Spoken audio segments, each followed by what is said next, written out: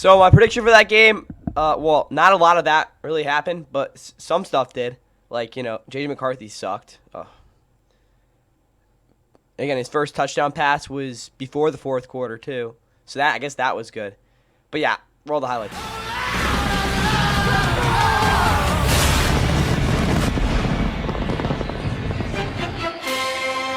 There is no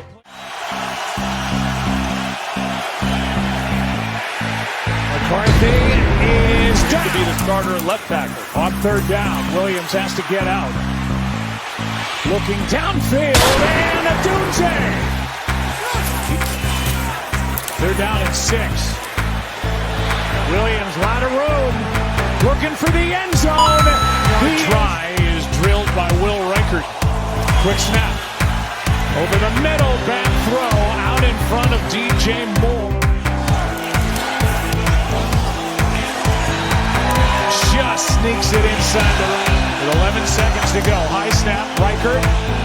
He's got it. Is it 1?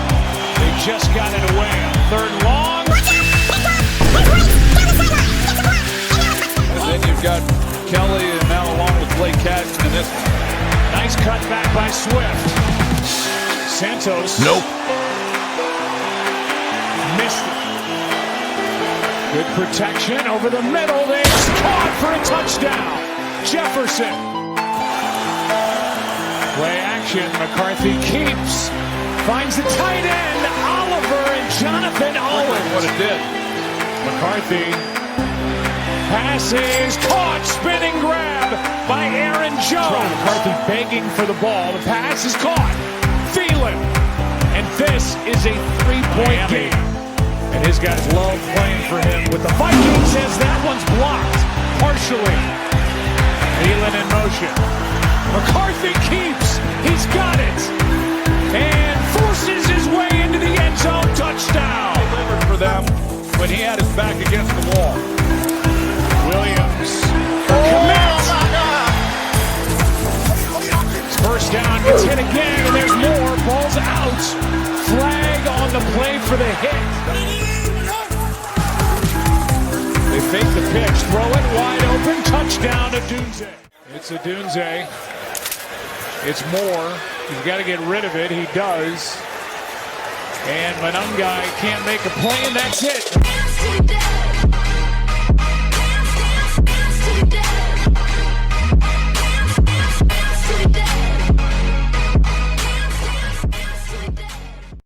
And with that, what is going on, guys? Welcome back to the Fun NFL. Please like and subscribe if you guys enjoy the Monday Night Football recap. Again, you just saw the highlights from what was a pretty bizarre and ridiculous game. But really, does this matter? Because, let's be honest, from what we saw from both these teams this one today, do either one of these teams look like playoff teams? That's what I came away with. Anyway, though, the Vikings get the season opening win. It's now the fifth time in NFL history, or not NFL history. It's the fifth time a quarterback made their NFL, or no. It was the fifth time that a quarterback made their NFL starting debut on Monday Night Football, and they've won every single time.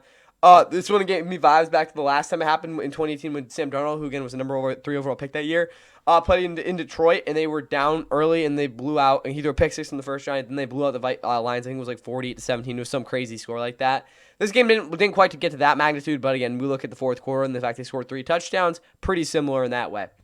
But like I said, the Vikings get the season opening win. They host Falcons next week in their home opener on Sunday Night Football, which should be a really fun game. Bears, well, oof. And you got to go to Detroit next week. This game, again, you look early, you're like, yeah, maybe this team has a shot getting 2-0, but probably not. Anyway, though, for the Vikings, JJ McCarthy, breaking down his performance overall, I saw a lot of good in terms of his footwork. I don't think it wasn't great, but again, from what I expected, I think it was a little bit better. Again, coming into the game, but I thought he was going to play like in that way. Timing was definitely a lot better in this the fourth quarter. His touch, though, is just non-existent. That's part of the reason he threw that pick 6. Not, again, exactly, it was more of a byproduct of that. It was just because of the fact that, again, he just put absolutely no touches on his pass. Even, 10 yards downfield, he wasn't even doing that.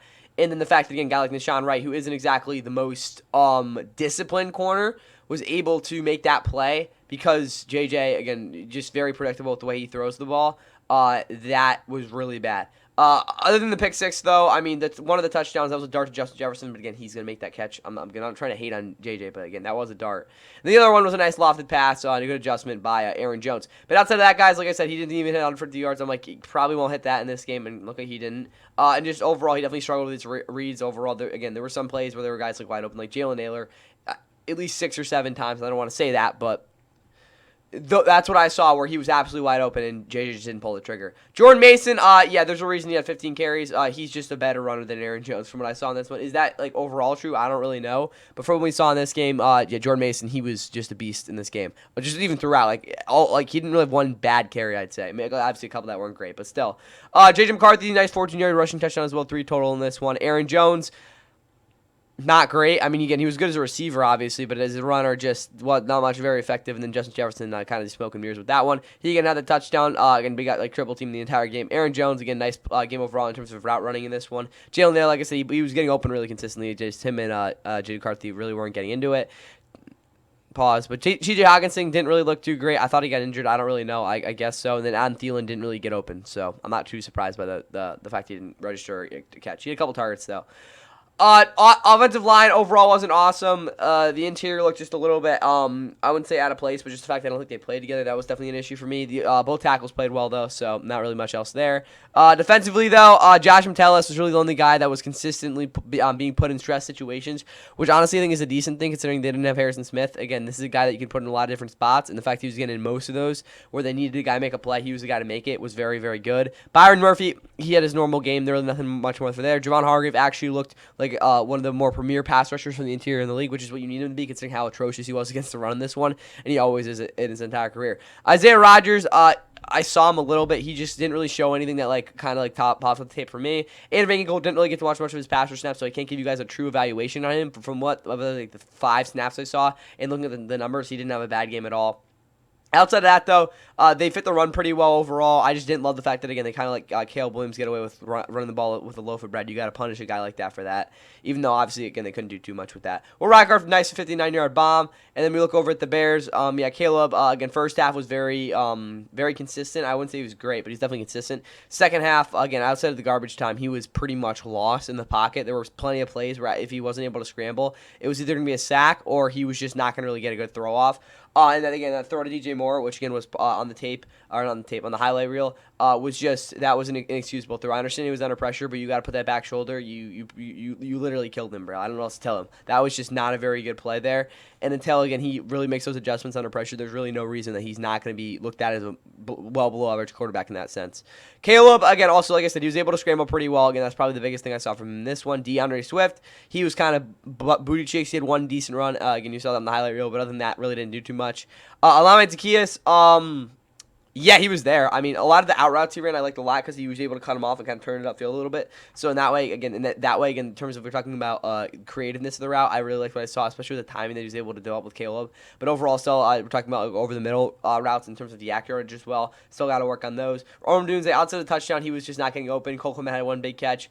Colston Loveland was pretty disappointing. He wasn't terrible as a blocker, though. DeAndre Swift didn't really get much going. Colin Monan guy got a target. That was pretty cool. And then Luther Burden, again, I didn't think he was very good. And the fact, again, he didn't do much in this one doesn't really surprise me at all on the screen pass there. For this defense, Noah Sewell especially was very solid as a tackler. I didn't love his coverage game overall. But again, I watched almost all his snaps, and he looked very good against the run. And Kevin Byard, it was literally just playing the box in this one. Again, considering that I don't even know the Vikings took one shot down the field. Jaquan Brisker kind of didn't have that much of a busy day. I think he had maybe 2 open field tackles in this one. Again, it was very few and far between where he was asked to do too much. Tremaine Edmonds was fine. Also, again, not great over the middle, though, in terms of that coverage. Deshaun Wright, like I said, he had the pick 6, so again, that's automatically going to help him, even though I don't think he was greatest in those hard zone flats where he was really asked to make a play, which he didn't always do. Tyreek Stevenson was fine in man. Gervon Dexter had a nice sack. Again, David even goes kind of clean up and same with Tano Kasapagan. I cannot pronounce his name, but overall, his pass rush wasn't non-existent, which is really what it needed to be, even though Montez Sweat wasn't great and Grady Jarrett didn't really get consistent pressure. Kicking wise, Carlos Santos missed a big field goal there, even though again they probably wouldn't have made a difference in there. Bears outgained them by a decent bit. The fact again that they had that bad fumble lost, and also the fact that the Vikings just simply took over offensively in that fourth quarter were big issues for me. But either way, I don't think the Bears played an absolutely atrocious game. But until Caleb can consistently handle pressure, I don't see where they're going to be going anywhere but nowhere. And then for the Vikings, obviously, we'll see how this situation develops next week against a probably better Falcons team overall, especially on offense. But that's all I got for you guys in this one. Hope you guys enjoyed Monday Night Football. Get ready for the Week 2 Thursday Night Football preview and predictions, because that's coming up as well. And yeah, power rankings, that's there too.